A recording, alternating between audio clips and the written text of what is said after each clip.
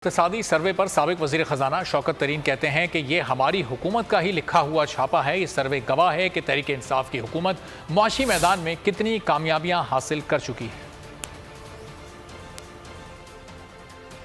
Unrealistic budget बना रहे हैं, ये मफरूज़ों पे बजट बना रहे हैं।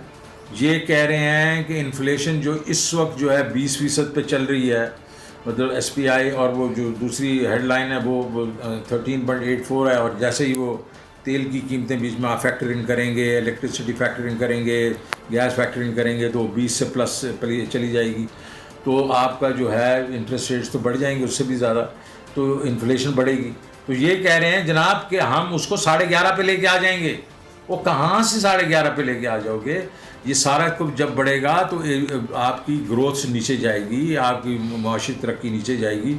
ये अभी भी 5% पे रख के बैठे हुए हैं, तो ये तो मफरूज़ों पे बन रहा है। ये तो इसके ऊपर आप यकीन करिए जो बजट बना रहे हैं। सब्सक्राइब करें और बेल दबाएं ताकि कोई खबर रह न जाए।